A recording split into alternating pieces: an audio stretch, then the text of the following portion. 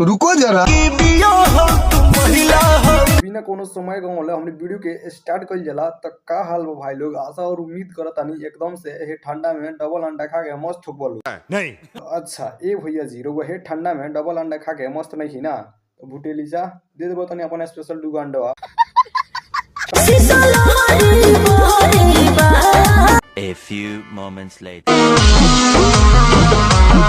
हे तोरी बहन के मूड़ी में मार एक खेसारी भैया ई कहां से बुआइल मॉडल लाई बड़ा हो। मैं नहीं बताऊंगा। तो ना एक खेसारी भैया जानता रहो ये ठंडा के मौसम हो कि हमारा गांव से 3 जना गई रहो 5-6 किलोमीटर दूर मिले और का बोल कि 3 जना के बांध के बड़ा बढ़िया से मिलल।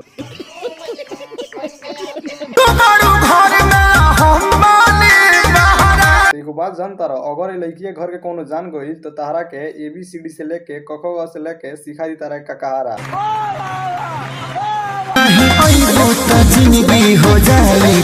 नहीं हो तो तार जिंदगी तबाह हो जाता ओकरा जगह अब कहीं ओकर मतारी चाहे ओकर बाप आ जाई चाहे ओकर भाई तब तो तार जिंदगी और तबाह हो जाई।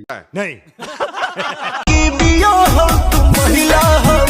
तो भाई लोग पवन सिंह एक बहुत ही ज्यादा बवाल और बारूद टाइप के गीत लेके आई बड़ा।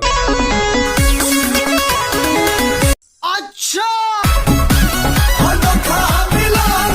का हो अब तहनी के का समस्या बा कि जुलूस निकाल के कह दार लाइन धोखा मिलल बा का तहनी के कबो मौका नहीं मिलल। नहीं।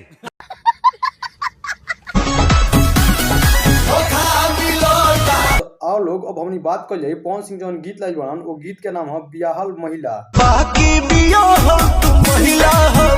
अब हमनी बात कर जाई ये गाना के थोड़ा सा स्टोरी के बारे में। तो ये गाना के स्टोरी ई बा कि एगो लड़की से पवन सिंह बहुत ही ज्यादा ढेर दिन से रिलेशनशिप में रहलन। रिलेशनशिप में रहला के बाद वो लड़किया के बहुत ही ज्यादा घुमायलन फिरायलन खियायलन। ओकरा बाद का होला कि ये लोग के मन रहला कि हम तारा से शादी करम और हम तारा से शादी करम। तब तक वो भौजी के पूरा काला चिट्ठा खुल जाला। पवन सिंह एगो कैसेट दिलन अपना दोस्त के ले जा हई लगाव। ओकरा बाद लगैला के बाद भौजी के पता चलला कि पहला से एगो मांग टिकाइल बा।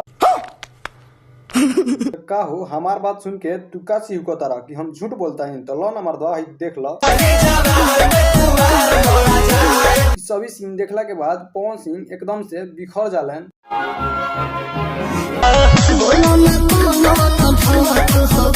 कहत अरे बोला ना कौन हमरा से भौक हो गई जाए तारा महातारी के प्रणाम करो। उनकरा जगह पर हम अगर रहती तो तारा को जूनियर 4-5 बसीटा लगा देती। आगे कुछ ना बोले भाई लोग हमारा वीडियो के लाइक कर लोग और चैनल के सब्सक्राइब मिलो तनिक दूसरा वीडियो के साथ। तब तक के लिए जय हिंद जय भारत।